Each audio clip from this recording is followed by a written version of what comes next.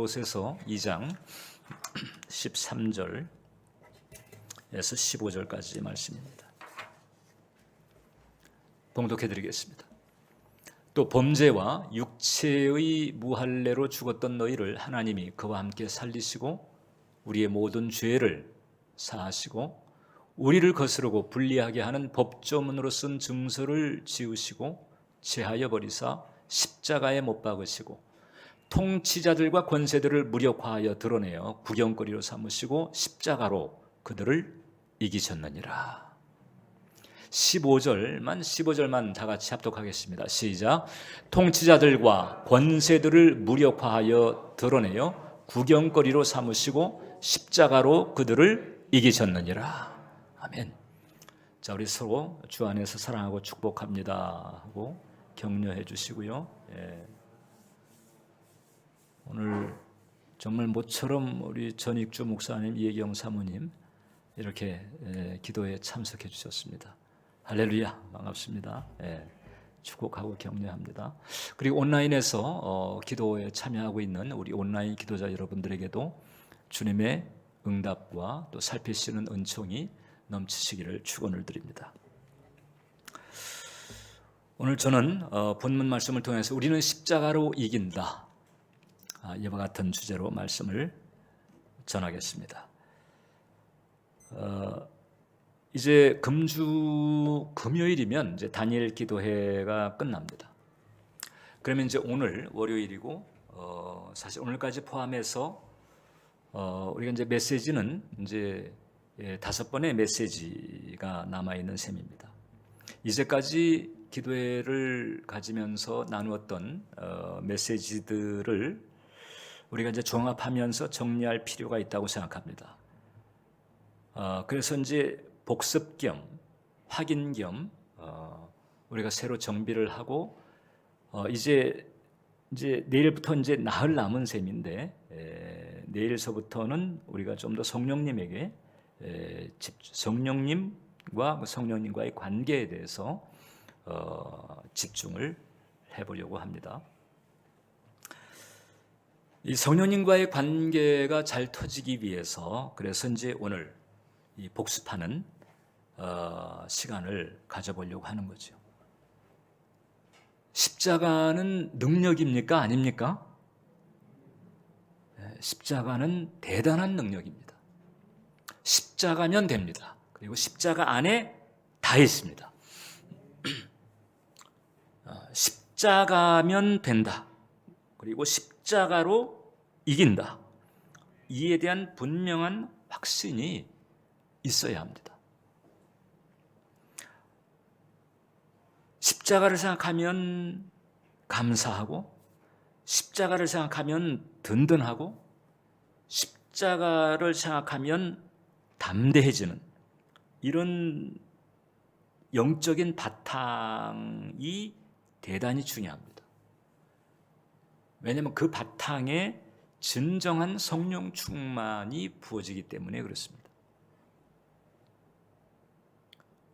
우리가 이제 남은 날들을 이 성령의 충만한 은혜를 살필 텐데 어떤 것이 성령의 충만한 상태일까 하는 대목인데 종종 말씀을 나눴습니다마는 대체적으로 적지 않은 신자들이 은사 체험한 것을 성령 충만한 것으로 생각을 합니다. 혹은 이렇게 성수주일이 좋은 거예요. 좋은 건데 어떻든 주일에 교회를 출석하고 예배를 빠지지 않으면 성령 충만한 것으로 생각하는 경우도 종종 있습니다. 많이 그런 것 같지는 않아요. 그런 경우는. 근데 이제 은사 체험을 성령 충만으로 생각하는 분들은 의외로 상당히 많습니다. 솔직히 저도 그렇게 생각한 적이 있었거든요. 근데 이 성령 충만은 정말 만만한 문제가 아니에요. 제가 이제 이런 표현을 하기가 조심스럽습니다. 왜냐하면 이 성령 충만에 대해서 너무 이걸 부담스럽게 생각하거나 혹은 아이고 이르기에는 좀 거리감이 있는 상당히 어려운 주제처럼 이렇게 또 느껴질까봐, 그런 선입견이 들까봐 그래서 상당히 이제 조심스러운 부분이 있긴 하지만, 그러나 실제로 오늘날 현대 교회 가운데에서 정말 제대로 성령에 충만한 영성으로 신앙생활하고 있는 분들을 찾기가 쉽지가 않은 거예요. 그분 할 때, 그분이라면 진짜 성령 충만한 본보기 같은 분이야 라고 할 수 있는 사람을 꼽기가 정말 쉽지가 않은. 저도 중대형 목회를 하면서 중대형 교회 사역을 해봤잖아요. 지금 돌이켜 생각해 볼 때 이전에 제가 거쳐왔던 그런 교회들 가운데서 정말 진정으로 성령 충만한 영성을 가진 분들을 꼽으라면 일단은 10%가 안 됩니다.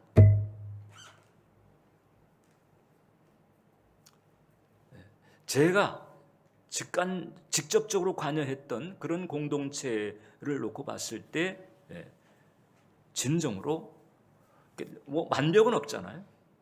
그러나 어느 정도 그래도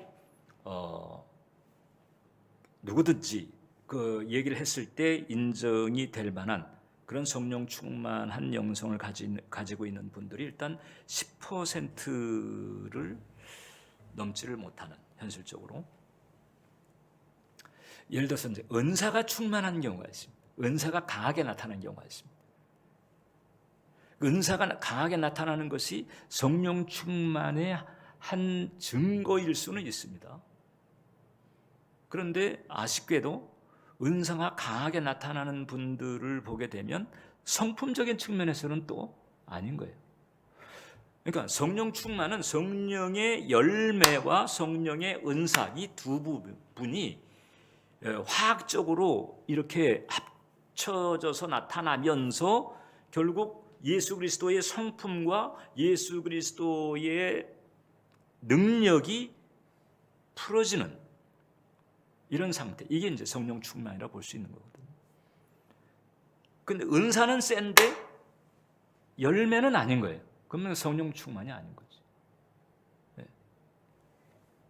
혹은 또 성품은 괜찮은데 예를 들어서 파워 측면에 있어서는 너무 이렇게 무기력한 그런 경우, 착하긴 했는데 그냥 착해 빠진 거예요. 네. 그러면 예를 들어서 대적을 해야 될 때가 있고 영적 전투를 해야 될 때가 있고 혹은 도와야 될 때가 있고 세워주어야 될 때가 있고, 그런데 착해 빠졌다라고 하는 표현을 할 정도의 이제 그런 캐릭터라고 한다면 성품적인 측면에서는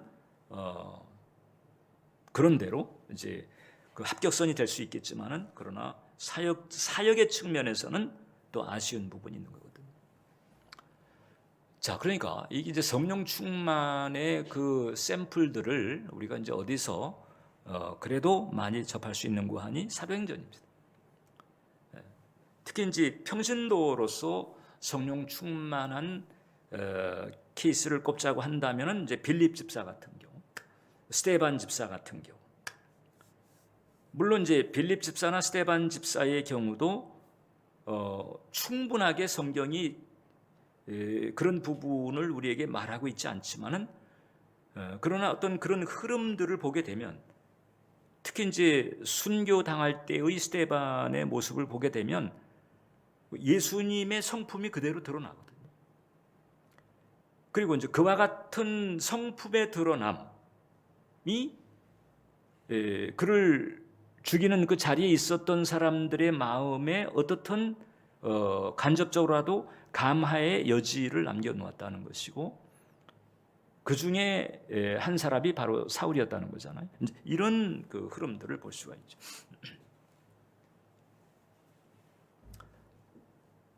성령 충만이라고 하는 것은 어떤 기도를 하면서 그냥 열정적으로 통성 기도를 하고 방언 기도를 하고 뭔가 어떤 좀 몸이 뜨끈뜨끈해지고 어떤 이 기분이 혹은 감정이 격렬해지거나 어떤 신비한 혹은 또 영적인 체험을 할 수 있다고 할 수 있는 이런 상태에 들어간 이런 상태 자체도 성령 충만하고 다른 거죠. 성령 충만은 어떤 체험이 아닙니다. 성령 충만은 캐릭터라고 볼 수 있어요. 캐릭터인데 그 캐릭터의 파워가 겸비한 캐릭터이면서 그것이 결국 그리스도를 가장 가까이 닮게 하는 영성, 이게 바로 성령 충만한 영성이다. 이렇게 볼 수 있는 거죠. 이 은혜가 있어야 우리가 비로소 이제 이 땅에서 승리하며 나아갈 수 있고 감당하며 나아갈 수 있고 어떤 상황이 됐든 모든 조건들을 우리가 능히 걸머쥐고 감당하고 돌파해 나갈 수가 있는 거거든요. 근데 이와 같은 성령 충만의 은총을 그래도 가장 수월하게 받을 수 있는 그러니까 가장 최적의 조건이 바로 뭔고 하니 이제 십자가에서 예수님과 함께 더불어 죽은 이 죽음이 기초가 된다고 하는 거죠. 그러니까 십자가가 내게 은혜가 되고 능력이 되고 축복이 되고 담대함의 근거가 되고 이거면 된다라고 하는 이런 믿음을 우리가 가지고 싶지만 그런 얘기도 들었지만은 그러나 정작 내 마음속에 그런 내용에 대한 믿음이 확 다가오지 않고 충만하게 유지가 되지 않는 상태라고 하는 것은 왜 그럴까? 아직 덜 죽은 부분이 있다고 하는 거예요. 십자가에는 두 가지 죽음이 있어요. 하나는 예수님의 죽음이 있고 옛사람의 죽음이 있습니다. 십자가에 예수님의 죽음이 있고 그다음에 예수님의 그 죽음에 나의 옛사람이 연합해서 같이 죽은 거죠. 예수님의 죽음도 있고 옛사람의 죽음도 있어요. 예수님의 죽음이 우리에게 주는 것이 있고 또 나의 옛사람이 죽으면서 얻는 은혜가 있는 거거든요. 이 두 가지 죽음이 충실해야 됩니다. 그래서 이 두 가지의 죽음으로 내 신앙 여정 그 어느 때에 내가 죽었습니다. 그때 내가 죽었습니다. 물론 우리는 사실 날마다 죽어야 합니다. 죽을 때까지.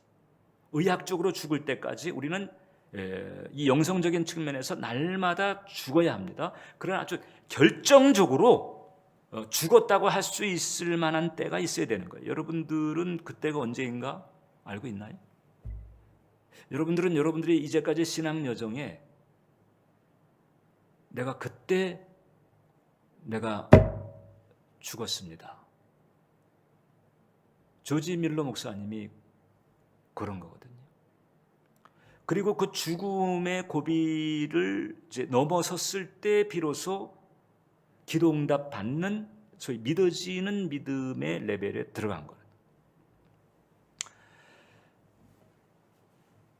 그래서 이 십자가에 담겨있는 이 두 가지의 죽음을 우리는 충실하게 죽어야 된다. 그러지 않으면 성령 충만은 그림의 떡처럼 그렇게 되기가 쉽다는 거죠. 그래서 첫 번째 예수님의 죽음을 일단 우리의 몸에 짊어지는 게 필요하다. 예수님의 죽음 때문에 우리에게 열려진 은총들이 많이 있잖아요. 죄사함서부터 구원서부터 어덥션, 하나님의 자녀로 양자가 되는 그런 은혜, 영생, 예수님의 죽음 때문에 우리에게 열린 그 놀라운 축복들이 있단 말이죠. 우리는 그걸 십자가의 대속의 은혜라고 말하면서 깊이 새기자, 제가 여러분들에게 그렇게 강조를 하고 있는 거잖아요.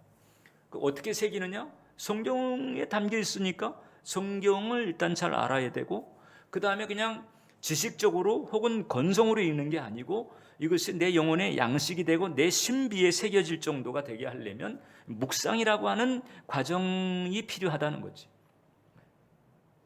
읽기와 묵상이라고 하는 이런 과정, 이게 시간을 얼마나 투자하든 간에 그 읽기와 묵상의 과정을 통해서 예수님의 십자가의 대속의 은혜가 어떤 것을 내게 주었는지 이것을 깊이 새기지 않으면 우리가 십자가의 그 두 가지 죽음을 충실하게 죽어야 되는데, 그러면 또 한 가지가 가장 기초적이면서 출발되는 전제가 부실해지게 되는 거죠. 그 다음에 또 하나는 내가 예수님을 위하여 내가 또 죽음에 넘겨져야 됩니다. 옛사람의 그 죽음이고 육신의 죽음입니다. 옛사람은 십자가 사건에서 이제 나의 그 중생의 믿음을 통해 가지고 십자가에서 이미 벌어진 거예요. 그 뒤에 끊임없이 고개를 쳐드는 그 육신, 이 죄에 오염된 본성이죠. 그 육신은 계속해서 고개를 쳐들 때마다 또 죽이고 또 죽이고 또 죽여야 됩니다. 영으로 육신의 소욕과 육신의 생각을 계속 죽여야 하는 그런 삶을 살아가야 되는 거거든요. 그래서 예수님의 죽음을 내 몸에 짊어지고, 여기서 몸이라고 하는 것은 신체를 말하는 게 아니고 나의 인격을 말하는 것입니다. 예수님의 죽음을 내가 다 받아들이고 온전히 받아들이고, 그 다음에 그 은혜의 바탕에서 끊임없이 내 안에 치고 올라오는 육신의 소욕과 육신의 생각들을 계속 쳐나가는 이런 과정. 바울은 그렇게 깊은 은혜 체험을 하고 놀라운 그런 전환을 했음에도 불구하고 이 끊임없이 고개를 쳐들고 올라오는 육신을 제어하기 위해서 그 고린도전서에서 그렇게 얘기하는, 내가 내 몸을 쳐서 복종시킨다는 거죠. 내가 내 몸을 쳐서 복종시키지 않으면은 버림받을까 두렵다는 거잖아요. 사도 바울이 그렇게 이제 얘기할 정도인 거죠. 그 바울이니까 그 심각성을 그렇게 깨닫는 거예요. 이 육신의 생각, 육신의 소욕, 이것을 그대로 놔두었을 때 어떤 일이 벌어질 수 있는지 그 심각성을 깊이 헤아리기 때문에, 그래서 자기 자신을 쳐서 복종시키는 일을 상당히 비중 있게 그리고 철저하게 해나가려고 했던 거거든요.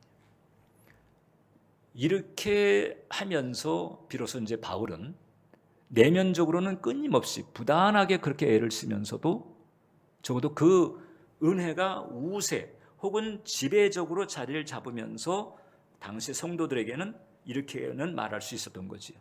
이제 내가 그리스도와 함께 십자가에 못 박혔나니 내가 사는 것이 아니고 예수께서 나를 사시는 것이다.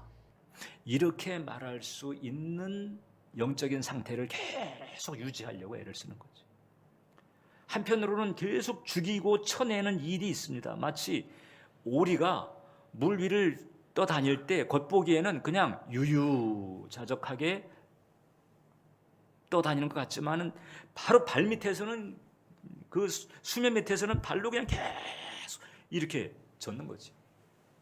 우리 겉보기에 사도 바울 대단한 능력, 대단한 영성, 존경을 하고 참 부럽게 생각하지만, 그러나 사도 바울은 그 이면에서 끊임없이 자기 자신을 쳐서 복종시키는, 이걸 끊임없이 하고 있는 거지. 우리들이 신앙의 길을 가면서 이거를 소홀히 하고 있다. 이제 그러면 이제 육신에 밀리는 거죠. 내 몸을 쳐서 복종시키기까지 알아서 내가 스스로 유지하려고 애를 써야 되는, 그것이 바로 이제 우리의 신앙의 길인 것이고 부름받은 길이다라고 하는 거죠. 이렇게 해서 여러분들이 스스로를 놓고 생각할 때에 굳이 다른 사람들한테 이야기하지 않아도, 나는 이제 예수로 말미암아 사는 것 같아. 나는 죽고 난 예수로 산다고 할 수 있을 것 같아. 이런 생각이 가능한 그런 자리에 이르러야 돼요. 그런 생각을 할 수 있는 상태를 계속 유지하려고 그렇게 애를 써야 된다고 하는 거죠. 저도 지금도 한켠으로는 계속 이러고 있는 거예요. 아침에도 그렇고 계속 육신의 소욕과 육신의 생각을 계속 쳐내기 위해서 애를 쓰는 거죠. 그래서 나는 죽고 예수로 산다. 내 안에 예수님께서 계시고 예수님께서 내 삶을 주도하시고 이끄십니다. 이렇게 고백할 수 있는, 그리고 그렇게 하려고 애를 쓰는 길을 가게 되시기를 축원을 드립니다. 그래서 완벽하지는 않아도, 혹은 종종 깨지거나 혹은 실패하는 일이 생긴다 할지라도 우리는 다시 영적인 회복 탄력성을 발휘해서 방향을 또 주님께로 돌이키고, 또 엉금엉금 기어서라도 어기적 대면서라도 주님을 바라보며 주님 옷자락에 자꾸 계속 안기는 거예요. 그 길을 가야 합니다.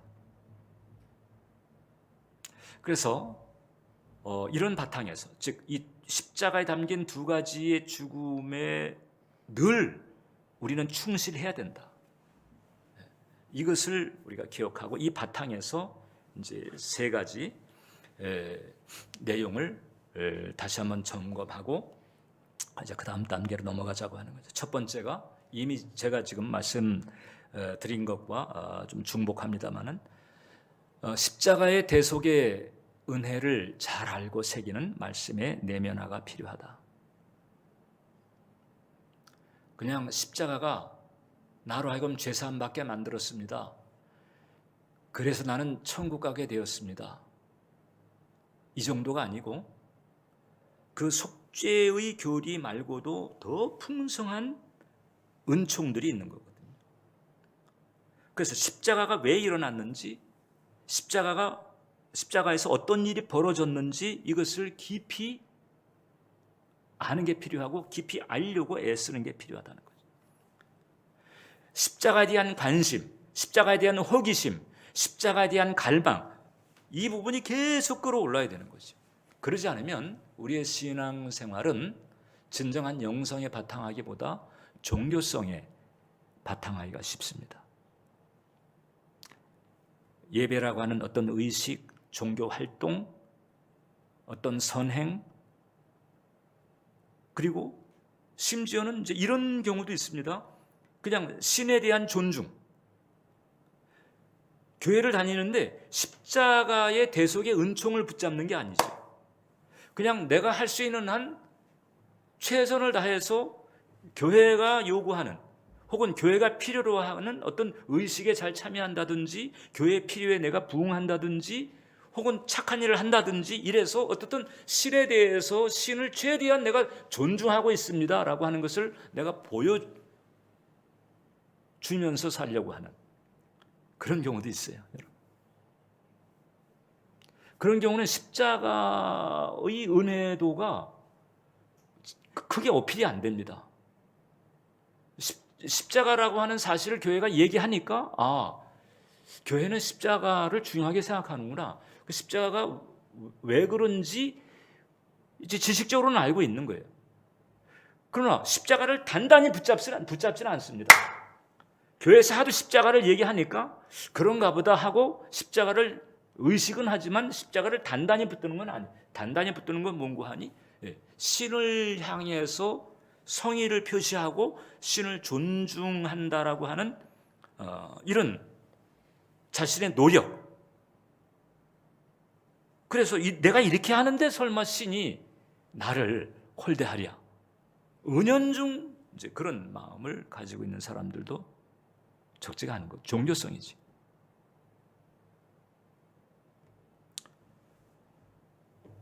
이게 아주 이제 뉘앙스거든요. 미세한데 요 미세함이 사실상 길을 크게 갈라놓을 수도 있다는 거거든요.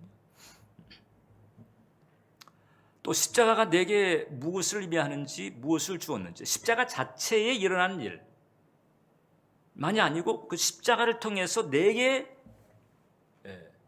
어떤 일이 일어났는지, 내가 무엇을 얻었는지, 이 부분도 깊이 그리고 잘 아는 것이 필요하다라고 하는 거지. 우리는 이제 속죄의 교리를 대체적으로 잘 붙잡아요. 속죄의 교리를 잘 붙잡고 그 다음에 어디로 가는 거 하니? 하나님의 도움을 받아서 이 땅에서 잘 사는 쪽으로 관심을 그렇게 집중합니다.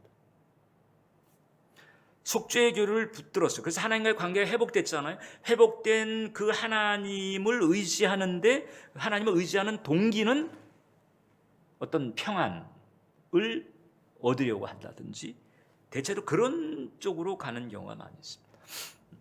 그런데 사실 십자가는 어마어마한 스케일을 우리에게 제공하죠. 하나님 나라입니다. 하나님 나라. 우물 안의 세계와 우물 바깥의 세계가 어마어마하게 다르잖아요. 이 좁다란 우물 안의 세계와 그 다음에 우물 바깥에 있던 그 넓다란 세계, 그 넓다란 세계를 알았을 때에 우물 안에서만 살 때하고는 다를 수밖에 없죠. 바라보는 게 다르고 목표, 지향점도 다르고 어떻게 살아야 될지 이게 다를 수밖에 없거든요. 하나님의 나라를 아는 것과 단순히 속죄의 교리를 붙들고 그 다음에 그 속죄의 은총으로 회복된 그 하나님을 의지하지만 그 결국은 이게 세상적이고 육신적인 것으로 초점이 다시 기울어지는 이런 게 아니죠. 정말 나는 과연 하나님의 나라를 잘 아는가? 하나님 나라의 스케일은 내가 잘 알고 있는가? 여러분, 속죄의 교리조차도요, 타락한 죄인으로 하여금 용서받게 만들어서 하나님 나라의 백성이 되게 만드는 거죠. 하나님 나라에 다시 소속이 되게 만드는 거죠. 그 하나님 나라라고 하는 것은 우리가 말하는 천당에서부터 보이지 않는 그 하나님의 영원한 그 섭리의 세계를 말하는 거거든요. 일단 그 나라를 의식하게 되면 지금 현실을 살아가는 나의 관점이라든가 마음가짐이 달라지게 되는 거죠. 그리고 그런 관점에서 십자가의 은혜를 통해서 이제 나는 무엇을 바라봐야 하는가? 나를 위해서 예비하신 것은 뭘까? 하나님께서 예비하신 놀라운 것들이 많이 있지만 이제 나를 위해서 예비하신 것은 무엇일까? 이 부분들을 이제 예수님과 함께 찾아 들어가는 이 길도 가야 되고, 이것이 바로 두 번째 데스티니라고 하는 거죠. 그래서 진정으로 십자가의 은총을 깊이 깨달은 사람은 데스티니, 무엇을 할 사명의 문제죠. 무엇을 할 것인가? 나는 무엇 때문에 존재하는가? 그 데스티니죠. 그 데스티니와 함께 인생의 목표가 세워지는 거잖아요. 데스티니가 방향이라면 목표라고 할 수 좀 더 구체적인 그런 지향점이라고 할 수가 있습니다. 그 데스티니나 인생 목표에 대해서 전환이 오게 되는 거죠. 더 이상 이제 십자가를 알고 십자가를 통해서 하나님 나라를 알게 되고 내가 살고 있는 이 세상의 그 유한함을 비롯한 그런 그 한계를 알게 되면 더 이상 이제 나 자신을 바라보거나 혹은 세상을 혹은 다른 사람들을 바라보거나 할 때 더 이상 육신대로 보지 않습니다. 즉 세상이 말하는 어떤 스펙 혹은 세상이 말하는 어떤 그런 세상이 최고로 여기는 그런 조건들, 그런 것들로 판단하지 않습니다. 바울이 내가 너희를 육체대로 알지 않노라. 그리고 그리스도도 육체대로 알지 않는다라고 하는 것. 그리스도를 육체대로 안다라고 하는 게 어떤 건지 아세요?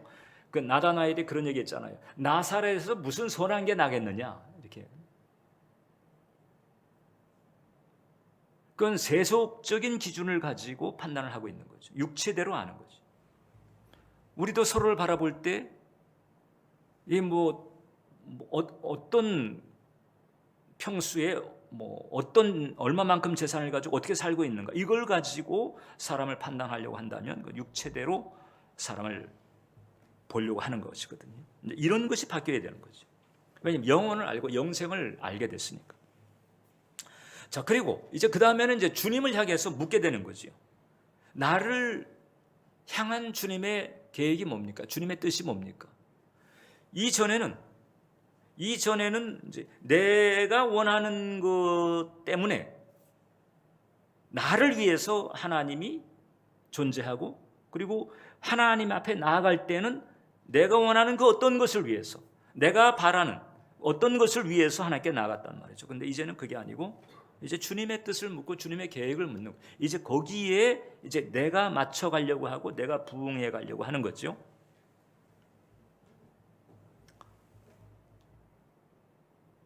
그러면서 이제 유한한 이 세계가 아니고 영원을 예비하는 그런 차원으로 나의 스케일이 변화가 됐는가? 심판대에 내가 섰을 때 주님하고 내가 자랑스럽게, 뭐 교만이 아니고 그냥 자랑스럽게 내가 정말 주님을 위해서 이 땅에 있을 때 이렇게 하려고 애를 썼습니다. 이렇게 주님하고 사이에서 심판대에서 다룰 만한 것이 있는가? 이런 부분들을 우리가 생각하게 되는 거죠. 그리고 마지막으로, 그러면서 이제 말씀대로 철저하게 살려고 하는 순종의 영성을 추구하며 노력하게 됩니다. 정말 내가 죽었다면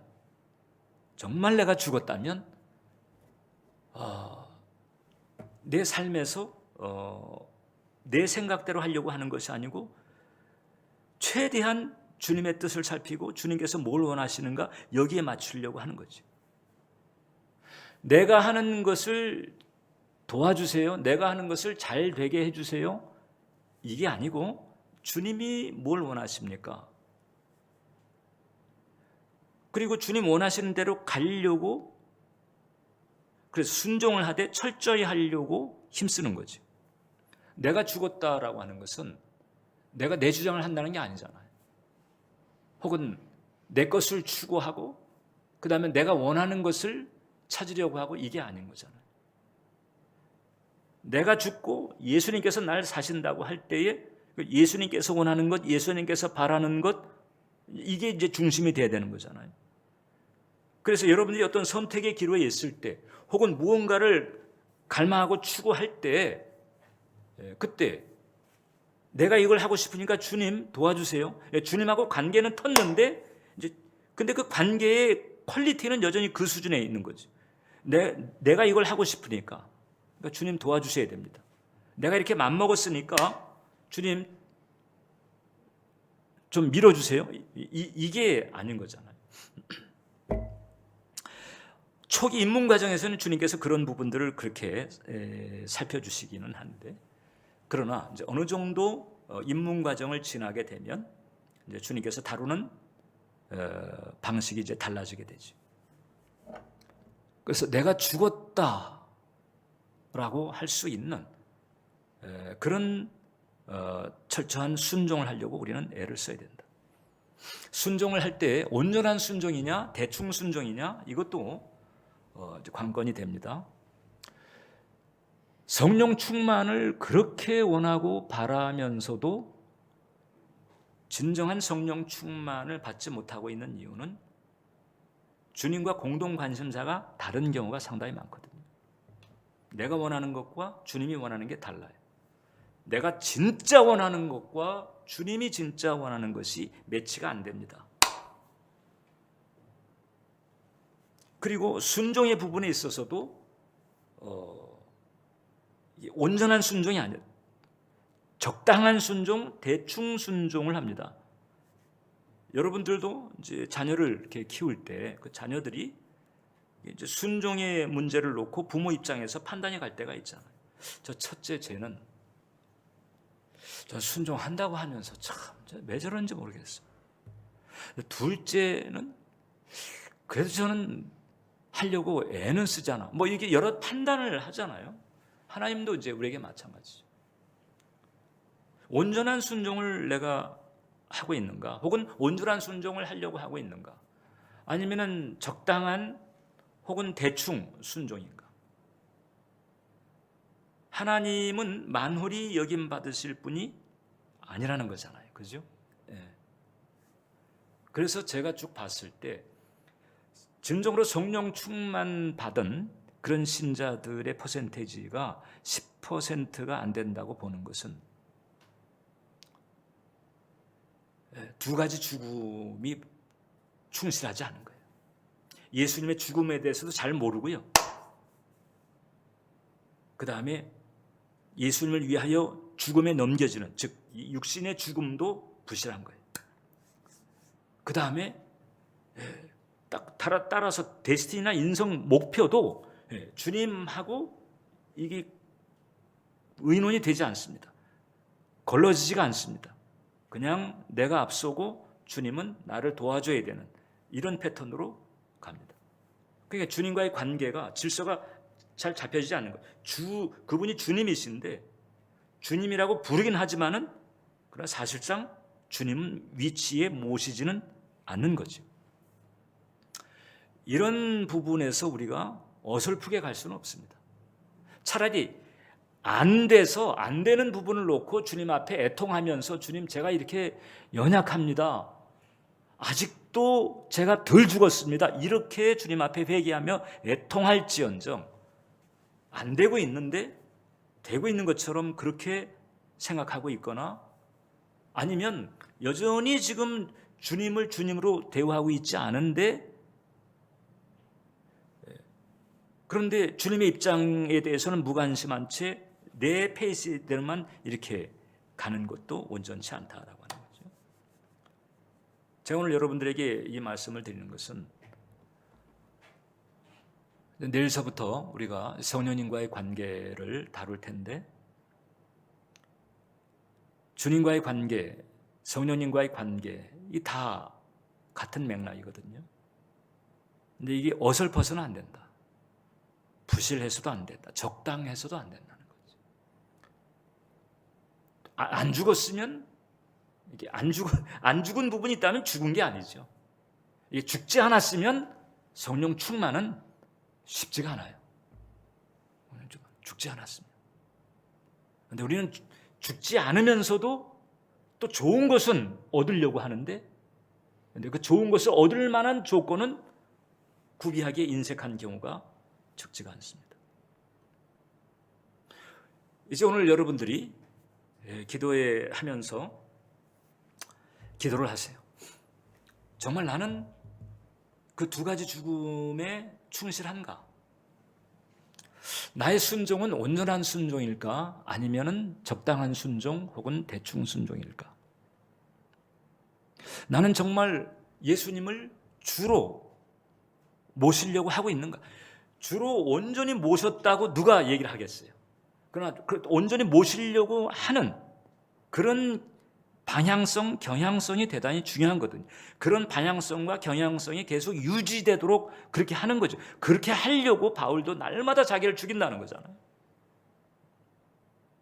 이런 영성적 바탕들이 있어야 되는 거죠. 그래야 진정한 성령 충만은 우리에게 주어집니다. 정말 주님 앞에도 그렇고 여러분들 앞에서도 부끄럽지만 이 영성적인 맥락에서 제가 정말 죽었다고 할 수 있는 때가 언제였을까를 살펴보자면 그 전에도 제가 고민하고 애를 쓰고 갈망하는 마음이 없었던 게 아니에요. 그런데 진짜 죽었다라고 할 수 있는 때는 은정개척하고입니다. 그 전에는 죽으려고 애를 쓰고 죽어야 된다고 생각하고 죽지 못해서 애통하고 그랬어요. 그런데 은정개척하고서야 나는 이제 그나마 그래도 좀 죽은 것 같습니다, 주님. 그냥 부끄러움 없이 이중성 없이 그냥 주님 제가 그래도 죽은 것 같습니다. 아니 더 솔직히 표현하면 죽어가고 있는 것 같습니다.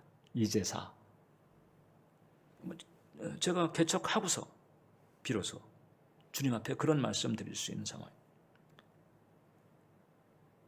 그 전에도 주님이 저에게 정 목사 자네가 진짜 사랑하는 게 뭐였나? 라고 말씀하실 때 제가 돌이켜보면 사역을 사랑했다. 이걸 부인할 수가 없어요.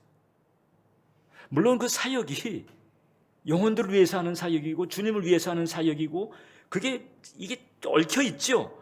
얽혀 있어가지고 어느 정도는 그런 명분이나 어떤 그런 동기 가지고 그냥 넘어가는 거죠.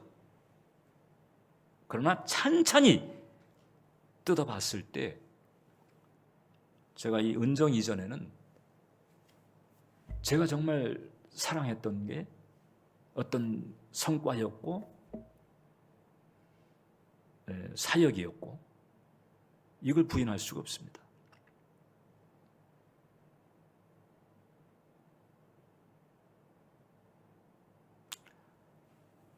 하나님은 만홀히 여길 분이 아닙니다.